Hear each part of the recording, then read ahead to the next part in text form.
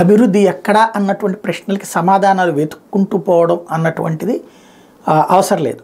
జరిగిన వాటిని ప్రొజెక్ట్ చేసుకోవడం అన్నటువంటిది ముఖ్యం. అదే ఇప్పుడు వైసీపీ సర్కార్ క్రమంగా గత వారం రోజుల నుండి బిగిన్ చేసింది ఏంటంటే, ఇంతవరకు అభివృద్ధి లేదనేటువంటి వాళ్ళకి ఇదిగో విజయవాడ ఈ స్థాయి అభివృద్ధి చెందింది, వైజాగ్ ఈ స్థాయి అభివృద్ధి చెందింది, ఈ పోర్ట్ ఇట్లాగా సాధ్యమైంది, ఇది ఇట్లా సాధ్యమైందని ప్రొజెక్ట్ చేస్తుంది. ఇప్పుడు అట్లాగే జువ్వల దిన్నకి సంబంధించి ప్రొజెక్ట్ చేసుకొచ్చారు. నెల్లూరు జిల్లా కావలి నియోజకవర్గంలో ఫిబ్రవరి నెలలో ప్రారంభం కాబోతుందంట జువ్వల దిన్న ఫిషింగ్ హార్బర్.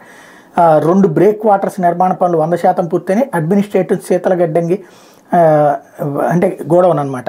అట్లాగే ఫిష్ హ్యాండ్లింగ్ అండ్ వేలం కేంద్రం, మత్స్యకారుల విశ్రాంత భవనాలు, boat repair shop, radio communication tower, coastal police station, fish packaging hall వంటి భవనాల నిర్మాణ పనులు దాదాపుగా పూర్తయిన ఫిబ్రవరిలో జువ్వలదిన్న ఫిషింగ్ హార్బర్ ప్రారంభమవుతుందని ప్రకటిస్తున్నారు.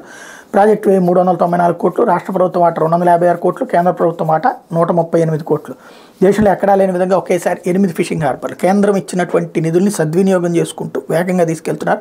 ప్రభుత్వ ఆధ్వర్యంలో ఉన్నప్పుడు సహజంగా ఆదాయం కూడా ప్రభుత్వానికి దక్కుతుంది. తద్వారా భవిష్యత్ అవసరాలకు ఉపయోగపడుతుంది.